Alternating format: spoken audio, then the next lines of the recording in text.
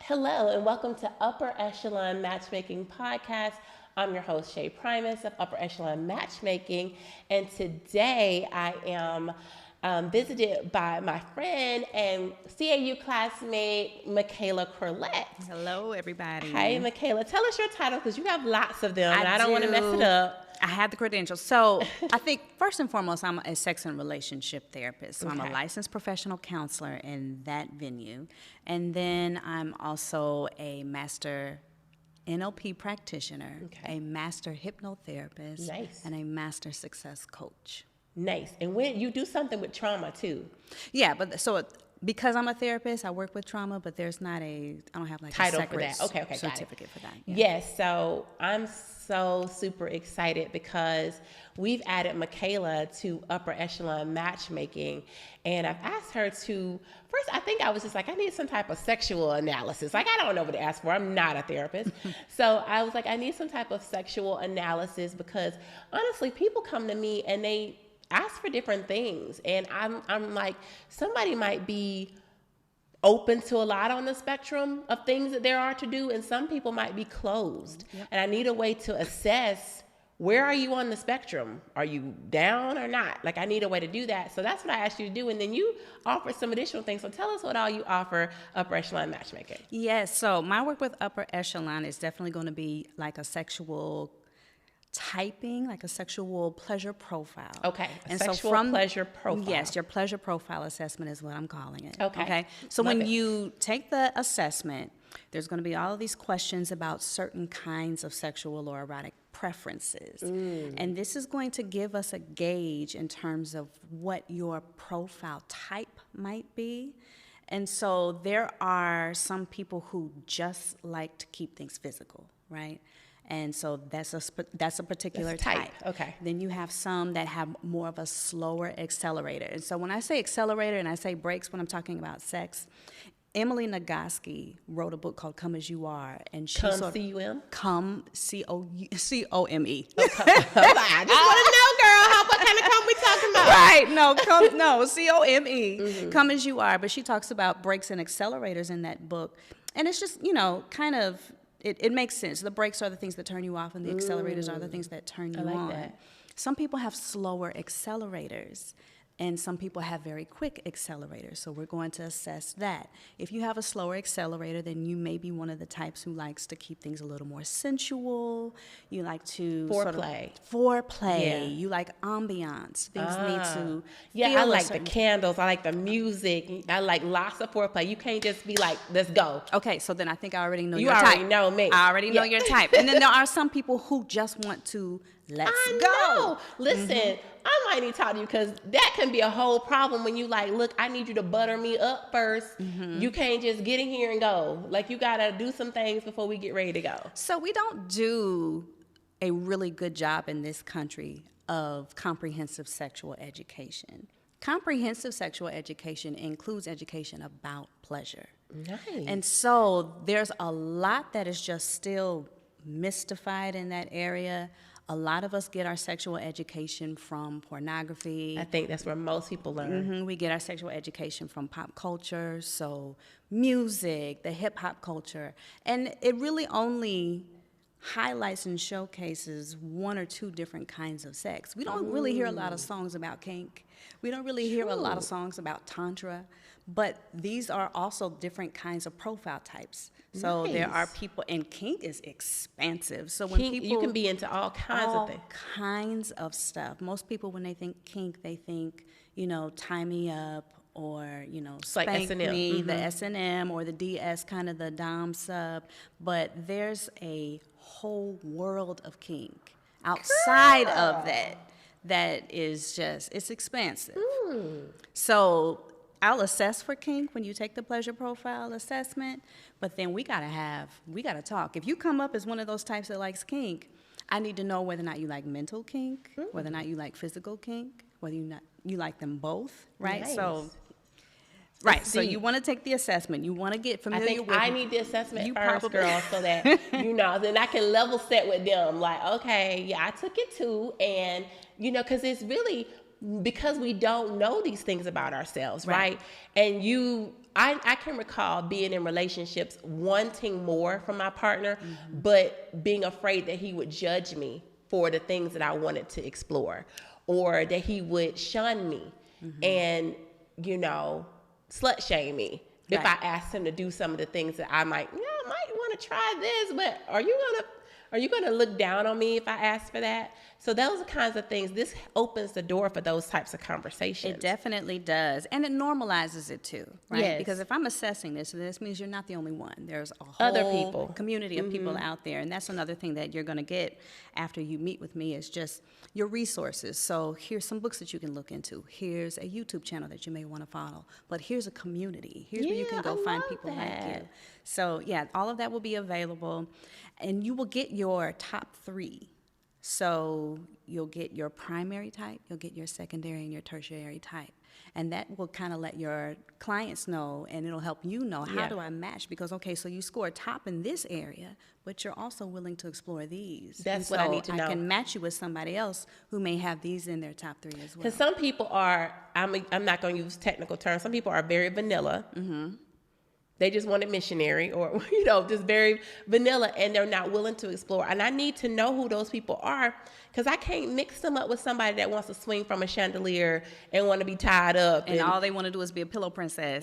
It's 2 different types of people, because you're going to get together and be miserable, because she's already told me this is all she's interested in doing, and you've already told me that you open to all of these things. So I need to assess that and have that data and not even put y'all together. And so I'm glad you mentioned that, because part of the one-on-one is going to be, okay, these are your top 3, so these are the things that you know you're willing to do, but these things that you don't think you're willing to do, let's see if we can push the envelope on that. Oh, you're going to push it a little bit. So we're going to explore, okay, so on a scale of 1 to 5, you know, how interested would you be in maybe exploring this? You know, if they give me a 1, then it's a hard no. But if they give me something in between, it's possible. It's possible. They just don't know enough about it. They haven't learned. You know, they're not familiar with it. And so they're saying no now. But if you can create the right scenario, they might be this interested. Is someone that, you know, if you're with someone who knows how to press the accelerator for you, so that you can have a slower accelerator and we can ease into this thing. Ease me into it. I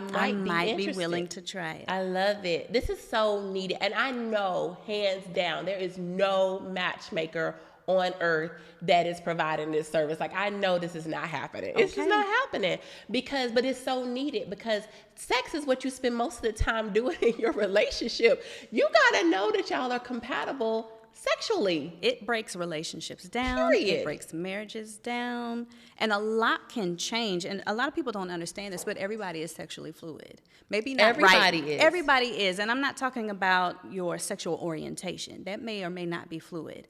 But life be life, and things change, and we have children, or, you know, we experience stress at work, or maybe we get a diagnosis, and things change with us sexually, or we get bored and with the monotony, and then we start getting curious about other things. To try different things. Right. So over the course of our lives, we change as individuals in terms of what we're interested in, around sex. That's so true. And sex drives can change.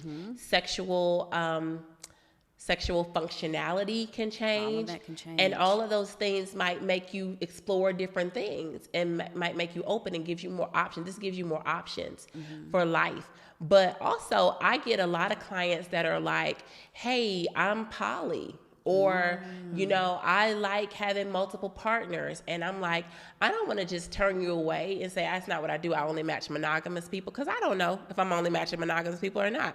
I'm putting you together. I don't know what you do in your relationship, to be honest. I don't know that. I've never put together couples who are whole swingers and I don't know that, because they've only asked me to meet this one person. And I don't go back and say, okay, now what are y'all doing in your relationship? So I can't say that.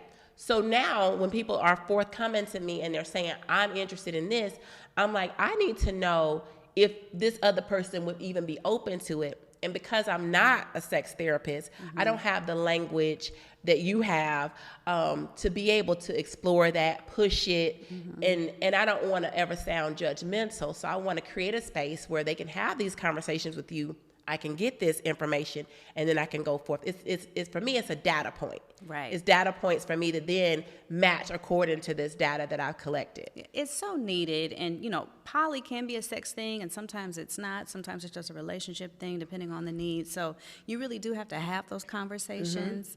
But going back to what you were saying about the people who are just kind of fixed in their sexuality and, this is the only thing that I want to do. Sometimes that's a result of trauma. And I know that that's one of the other things that you asked me to bring to upper echelon matchmaking is the sort of the trauma assessment. And if you experience some sexual trauma at some point in your life, you may be sexually reserved, or you just might be someone who is just a little sexually conservative, and that's okay. I'm not saying that to suggest that there's something wrong with that, but it could be an indicator as to why you're like that, perhaps. And so I want to assess that as well, because if I'm seeing on your on your pleasure profile rather, that you scored really low in this one area, I'm going to want to know, okay, tell me about that. Let's talk about it. Right. And then if I'm looking at your trauma assessment as well, and you're saying you experienced these things as a child, or you experienced these things in a past relationship, then that could give me, something more to inquire about. Right? That's good. And I don't think, we don't assess that. And so I actually had a couple that they were not compatible because neither one of them initiated. So they would both be laying in bed like, you gonna do it? No, you gonna do it. Who gonna do it? I ain't gonna do it. And so nobody's starting it up. Nobody's getting the party started.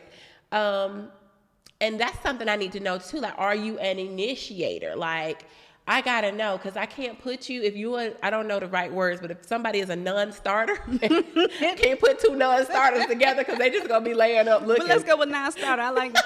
Yeah, but so we assess for that as well. That's actually one of the first few questions I ask is, do you prefer to initiate? And is that always or never or something in between? And do you want your partner to initiate? Because some people just want to be worshipped, and they just want to be, just doted on and cared for and loved on in that way, and they want to receive it all. And for some people, that helps them sort of relax. So if you are, and I know you work with ambitious singles, and so if you have a lot of output all day, where you're constantly making decisions, constantly, doing this and solving problems and moving the needle and, doing all of that, when you come home, you sometimes want to just come home to some respite. And so you don't want to make another decision. You don't want to start. You don't want to do anything else because you just want to relax into it. That makes sense. Right? But if both of the singles are, if you match someone and they're both doing a lot of output during the day, then, okay, this is something we have to talk about. Yeah, because one of us got to make the move. Right. Right. So, because it's interesting, because I don't mind initiating, but I still want to be worshipped. I want both. So I can initiate, and now it's time for you to worship. It'll be both. Right. So, but everybody's not like that, and I understand that. And that's, I think this is a good conversation to have, because I can think of previous situations for me where I'll just cut somebody off and say, we're not sexually compatible, boo, goodbye. But this is like really opening the door. Maybe I shouldn't have cut them off. Maybe we could have gone to see you and worked through some things. There is a very popular sex researcher out there. Her name is Miss Jaya. And she says... Miss Jaya? Jaya. Oh. You and Jaya? Yeah, I know. Like, what are we saying C-U-M. I think it's the one. No, don't blame it on the wine. But so Miss Jaya, she says that sexual compatibility is a myth, and I agree with her. She says sexual compatibility Sexual is a myth. incompatibility is a myth. You don't necessarily have a partner that you're incompatible with. What you have is whether or not you are fixed and set in your sexual ways or not. Ooh. And whether or not you know yourself and you know your pleasure enough to be able to communicate that with a partner who may be willing to meet you somewhere in the middle. Ooh, like I literally just got schooled, because that's my favorite go-to line. Like, we're not sexually compatible. Goodbye. Okay, so really, I need to communicate better. Communicate what your it is needs I want. And see if they will rise to the occasion. I see. That's nice. Okay. I might have to pump the brakes a bit. Okay. So when you take the assessment, you're going to get your top 3. Yes, and then we can go from there. Right. And so there may be something. So when you do meet somebody and the sex is not, it's not This giving. ain't it. Because giving. honestly, I'm like, look, at 40 years old, you should know how to do these basic things, though. They know how to do what they know how to do. They may And not I just know be like, your erotic language. And so this you ain't have to teach giving. them how to communicate with your body. Okay. I'll be receptive. I'll be Okay. receptive. Because I'm telling you, I'll be like, we Capricorns. You know how it is. Yeah, it don't take much. It don't take much. It's like, you cut, shawty. But no, I will take that as this is an opportunity for me to communicate better what it is that I desire and see if you can rise to the occasion. Right. Especially if there are other things, like everything else pretty much looks like we're on the same page, but this one major thing, because sex is a major thing in a relationship. And you do not want to, I saw a statistic that up to 85% of women have never orgasmed. Internally, no. And there are people who are not sexually satisfied in their marriages, and they just grin and bear it. I don't want to be one. I'm not. No, I'm not. I don't want that for anybody. Yeah, I don't want that for you either. So, but there are so many people who do. It's very common. Sexless marriages is a thing. Yeah. The sexual frequency, and I think it's the monotony of the day, right? When you are in a long-term committed relationship with someone, you start to lose the novelty, and a lot of people. Part of their accelerator, their sexual accelerator is the novelty of it all, the thrill of the newness. And once that fades away, then some of the attraction, some of that sexual attraction, some of the arousal, some of the desire is just not there anymore. Everything has gotten really predictable. Right. So another reason why you should sign up with Upper Echelon, take this assessment so that you have, an expansive knowledge of your who pleasure you are profile. Sexually. Right. So it's like, okay, we like this. This is my, I like getting physical. I like things to be quick. But now I think I want to explore Tantra. Yeah. And so this is going to really help people because, when do you know this about yourself? When do you know who you are sexually, what you like sexually, why you might perform or behave the way you do? You don't know this about yourself. No. And so you've just been doing what you do in different relationships and, continuing, perpetuating the same stuff.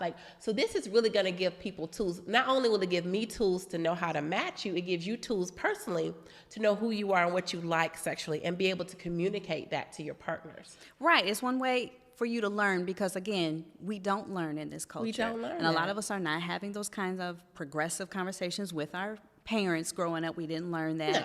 No. We're getting, mixed messages from our friends about what we're supposed to like and what we're not supposed to like. But you don't really know yourself because we just didn't learn pleasure. So this is an opportunity for you to learn about that for yourself and then communicate that to your partners. This is like revolutionary, girl.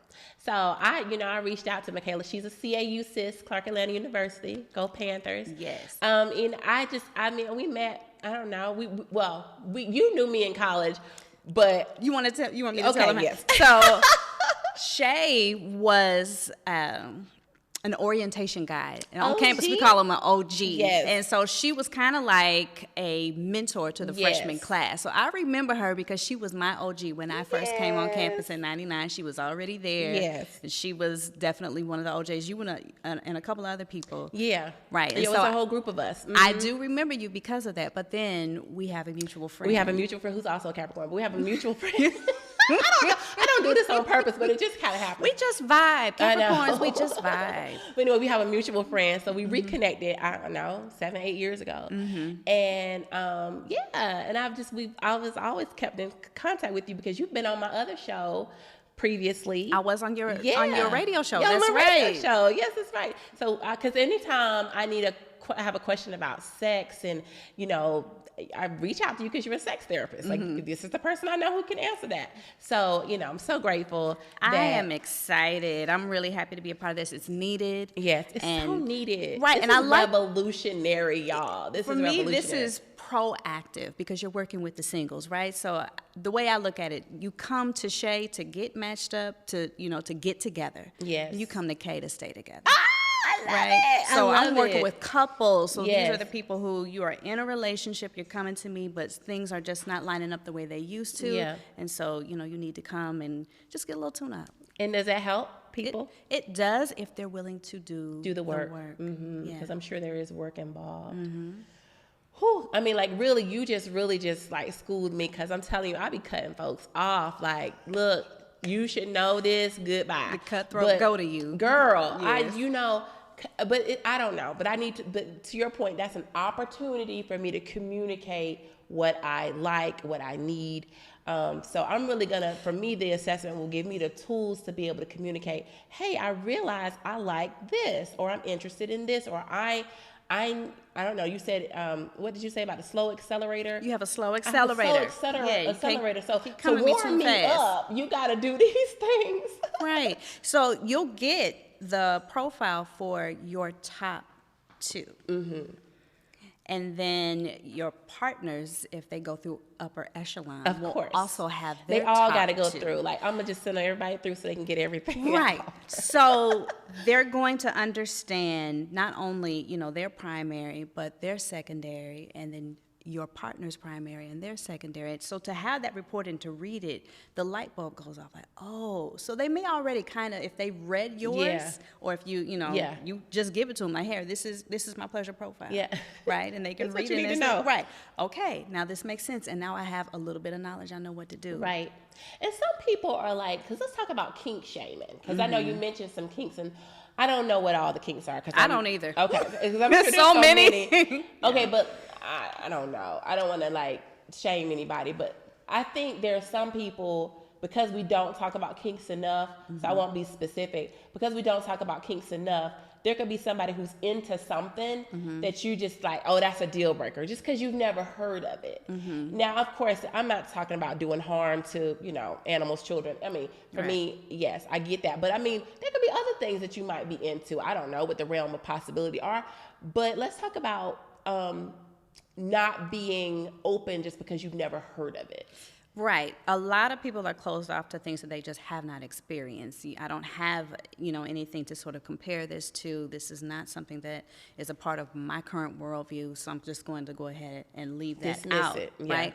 But that's another reason why when you come to me and I'm looking at where you scored low on, I'm going to say, okay, well, let me ask certain questions about this particular aspect just to see, is it that you just don't know? Because if you didn't know, what would make you want to know? What would make you curious? Yeah. Right? And so maybe there's some imagery you need to see. Maybe that's something that you can, look up, and I'll say, don't avoid these sites, but maybe look over here and see that. But as far as kink shaming is a thing, but it's mostly the fear of rejection, right? I'm not familiar with this, and so you want to explore this with me, and I'm not familiar with it, I'm not comfortable, so I'm probably going to reject that idea. Right. And now you internalize that Right. as, oh my gosh, they think I'm weird, or they think I'm nasty, Yeah. or they think all this and that. But really, all of this is normal, right? It's normal for people to be into things, and it's normal for people to not be into certain things, right? Everybody's not going to be into everything. Right. So kink is really something that it feels taboo to you. Right? So if I am someone who I'm missionary only, and all of a sudden I let you hit it from the back, that's kink to me. Okay. It could be anything. It can be anything. Okay. Anything that feels like, ooh, this feels Can naughty. interracial relationships be a kink? Because I've heard people say that it feels taboo to them. If they fetish, if it's a fetishize fetish, it, if they fetishize, I don't know why I can't say that word today, but you Fetishize. heard Shay say it, so Yeah. you know what I mean. Yeah, they do that, and in that regard, yes, it would be a kink, Okay. right? But I don't want to say that Put that in everybody that category, right. of course, but it can be. It can be. Cheating Yeah. is a kink for some people. What is? Cheating. Some people cheat because that's their kink. Because it's a kink Ooh, for I some don't want- people. It's taboo, I it's don't want naughty, that around it's me. thrilling. Ooh, that would be Yeah. a whole problem, because then that's what they get off on. Ooh, that's deep. Okay. And then there are people who are into prostitutes or into like all kinds of things because it's a kink for them. Because it's a kink, yeah. It feels, for some people, yeah, that's a kink. If you're doing it because it arouses you, but it also arouses the part of you that wants to be a little rebellious, then yeah, it's a kink. Right? Wow. There are people who are into stuffed animals. There are people who are into, When you say into them, like, there's a sexual arousal that happens around stuffed animals some kind of way. Child. And it doesn't necessarily mean that they out here hunching stuffed animals. They might be. If I go to a man's house, Mikaela, I'm so if he liberal, has a room full of stuffed animals, you might want to ask. But Shawty, if I walk in and it's a room full of stuffed animals, people are into all kinds of things. Socks. I ain't gonna be able to do it. People are into socks. They have a sock fetish. I have a sock fetish. I'm trying to be open right now. I'm really not mature. People are into, so it's not just whips, chains, and leather. It's a whole, right? And some people are into servitude. Some people want to go into relationship servitude or sexual servitude. Serving you. Yeah, they want to be your slave. They want you to be their master. Who kept messaging me, offering to be my sex slave. He just kept, he offered me to be his sex slave. He wanted me to enslave him sexually. Right, he wanted to be your slave. Yeah, he wanted to be my slave. And he would constantly message me like, I just love powerful women and I will do anything for you. You could put a leash on me and I'll walk around and I'll just do whatever you tell me to do. And I'm like, I didn't ask you, so why are you messaging me offering this service to me unsolicited? There is a whole world of people out there who want to be slaves. And I don't know why he messaged you, but because there's nothing about you that you put off on social media that says that you want to be anybody's slave master. But that's not me. there's a whole world of people. There's a whole community of people out there like that. I think our mutual friend just posted something. There's a 70-something-year-old woman who lives somewhere, and she has people pay her to clean her house as part of her kink. As part of their kink. Girl, yeah. I guess like you said, there's if you interested, somebody else is doing it or interested too. I guess that's exactly it, and that's something that I want the kink folks to know. When you get that kink as your top one on your assessment, don't let it.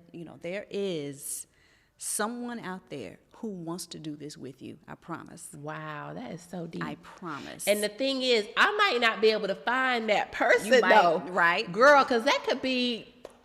Depending on what you into, I don't know. I mean, this is gonna sound crazy, but typically I like to think that I just attract regular people. But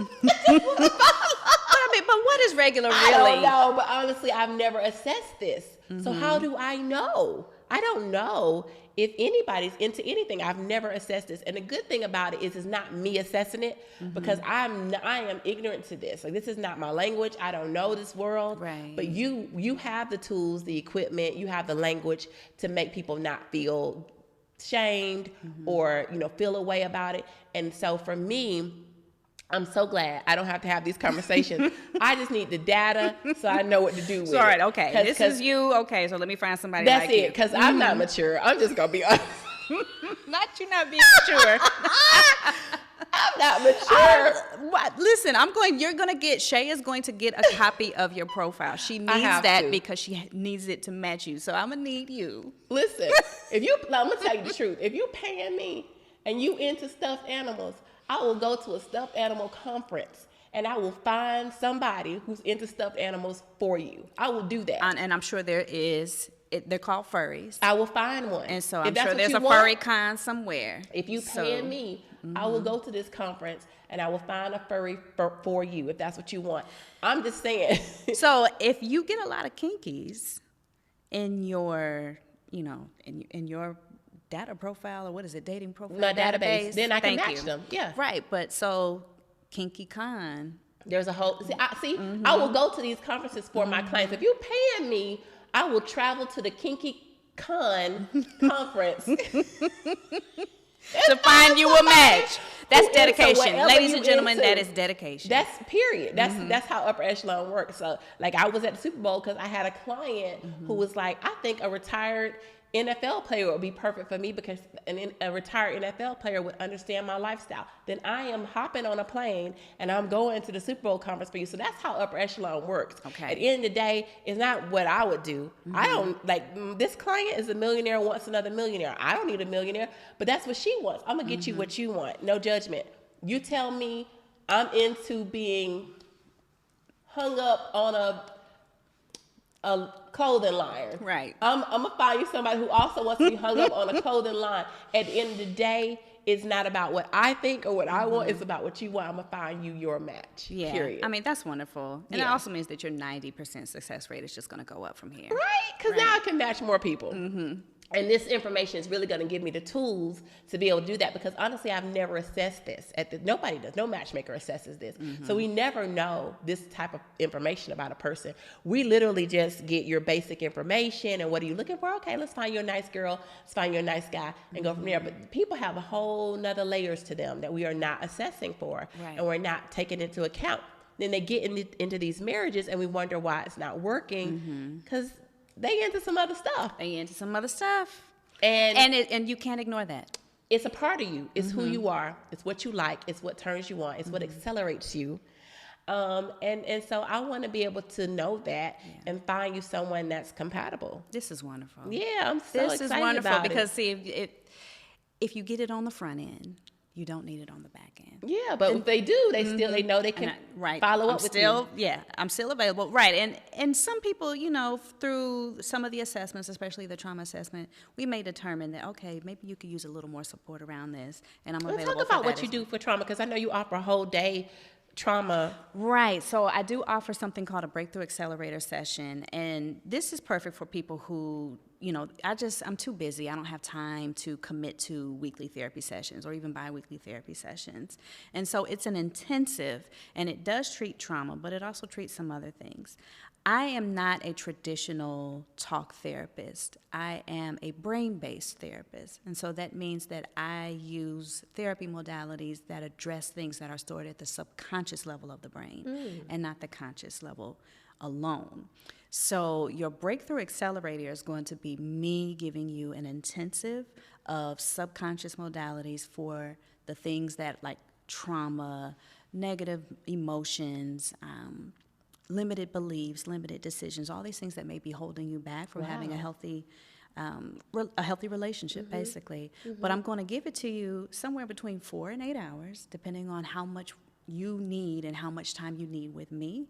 And you're basically going to get 6 months worth of therapy results in 4 hours in that one day. Wow. Because the subconscious is where everything is stored. Traditional talk therapy takes a long time most of the time, because we're trying to reason with things that aren't reasonable to your body, to your neurological connection. This is through hypnotherapy? Hypnotherapy is a part of it, but there's also, I use eye movement integrations and, things that are like EMDR derivatives. For my fear of dogs, I did EMDR. Right, so something like that. And, there's hypnotherapy. There's also the neuro-linguistic programming, which is a language method that is used to communicate with both parts of the brain, so the conscious and the subconscious. And so it just works faster. Nice. I love it. And I love being able to offer this. I want to be clear. I call it a breakthrough accelerator because it will accelerate your progress. It's not to say that when you come in and then that one day, that's all you're going to have to do. I'm going to have to give you some coaching. You're going to have some skills. You're going to have some homework, some things that you have to practice, because that's the neuroplasticity of it all. I don't want to get too technical, but that's the repetition that your brain needs in order to create new habits and then make them permanent. Got it. Okay. But I'm so glad that we're able to offer this, because up to this point, if somebody had some trauma, I wouldn't have had a way to address it necessarily. But I have had a client. I didn't take her on as a client because in our initial consultation, she said that she doesn't like sex. And I'm like, I don't know what I can do for you, because sex comes with a relationship. Right. And I'm like, matchmaking is not for you. You need therapy. I knew that she needed more therapy because I'm like, if you don't like sex. Well, to be clear, there is a community of people who are asexual. They identify as asexual, and I want to normalize that. Okay. But if you don't like sex because of trauma, don't like sex because you haven't been satisfied, then that's a completely different thing. And I didn't, again, I'm not a sex therapist, and I didn't have the tools to address this. So when she told me she doesn't like sex, I'm like, you're not ready for matchmaking. Right. But to your point, if I have an asexual client, now that I'm giving this information, and I can go to an asexual community and find also somebody who's asexual for them. And so for me, this kind of information just opens up the door for who I can take on as a client, and then know where to go to find their match. Because at the end of the day, there's no judgment from me. I'm gonna get you what you need. I love it. Yeah. I love it.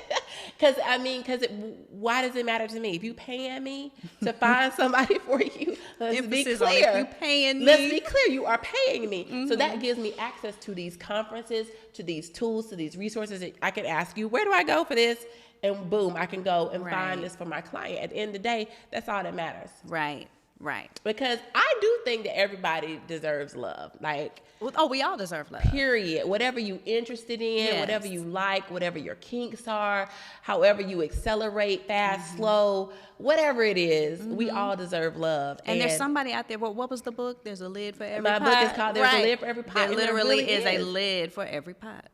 And I need to do like a secondary version, because what I thought in 2016 when I wrote that and where I am today is light years. I have so many different thoughts and revelations I need to add to it. So I probably do like a part 2 of it. Book coming soon, yeah. Book coming soon, but there is definitely a lid for every pot. Yeah, I agree. Right. Well, I am so grateful that we have you on the team. Thank you so much for adding in. What do you call what you're offering, Upper Echelon Matchmaking, again, so we can just make sure they know? The trauma assessment, the pleasure profile assessment, and the breakthrough accelerator sessions. Thank you so very much. You're welcome. Mikaela Corlette, y'all, check her out. When you sign up with Upper Echelon Matchmaking, it is a part of your package. So make sure you create a profile on Upper Echelon Matchmaking.